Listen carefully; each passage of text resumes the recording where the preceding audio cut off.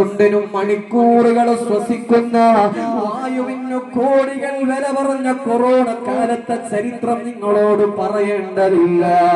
ഓരോരോ സെക്കൻഡിലും ശ്വസിക്കാൻ നമുക്ക് വായു തന്ന അല്ലാഹ്, ഇന്ന് രാത്രി ഭക്ഷണം കഴിച്ചിട്ടുണ്ടെങ്കിൽ ആ ഭക്ഷണം തന്നവൻ അല്ലാഹ്, ഈ മജ്‌ലിസിലേക്ക് വരാൻ നിനക്ക് കാലിന് ശേഷി തന്നിട്ടുണ്ടെങ്കിൽ അത് തന്നവൻ അല്ലാഹ്. അള്ളയാണ് പറയുന്നത്, മനുഷ്യ നിന്റെ ചിന്തയെ നീ മാറ്റണേ. അനുഗ്രഹം വന്നപ്പോൾ മാത്രമല്ല അല്ലാഹുവിനെ സ്തുതിക്കേണ്ടത്, ഖൈർ വന്നപ്പോൾ മാത്രമല്ല നിസ്കരിക്കാൻ വേണ്ടി എഴുന്നേറ്റ് നിൽക്കേണ്ടത്.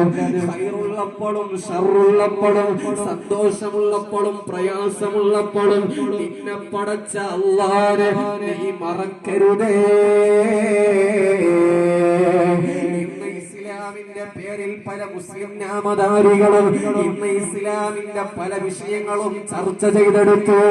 ഞങ്ങളുടെ ജീവിതത്തിന് ഈ നിയമം പ്രയാസമാണെന്ന് കരുതി ഇസ്ലാമിൽ നിന്ന് പുറന്തള്ളിപ്പോയി പുതിയ ഒരു നാമം വെച്ച് നടക്കുന്ന ഒരു വിഭാഗമുണ്ട്.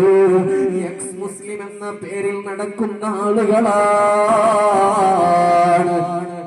ഇസ്ലാമിന്റെ നിയമം നമുക്കത് ഉൾക്കൊള്ളാൻ കഴിയില്ല.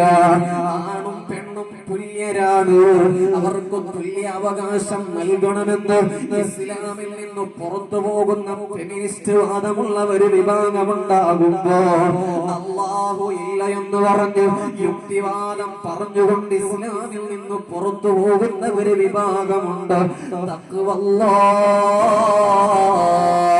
എല്ലാ വെള്ളിയാഴ്ചകൾ ഖതീബ് മിമ്പറിലേക്ക് കയറി ഖുതുബയുടെ നിർബന്ധമായ ഭാഗം പറയുമ്പോ തൂങ്ങി ഉറങ്ങുന്ന വാപ്പമാരെ, തൂങ്ങി ഉറങ്ങുന്ന യുവാക്കളെ,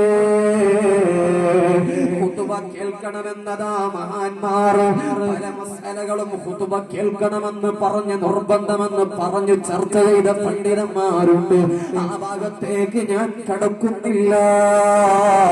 എല്ലാ വെള്ളിയാഴ്ചകളിൽ പറയുന്നു, മനുഷ്യ നീ മടങ്ങേണ്ടത് നിന്നെ പടച്ച അല്ലാഹുവിലേക്കാണ്.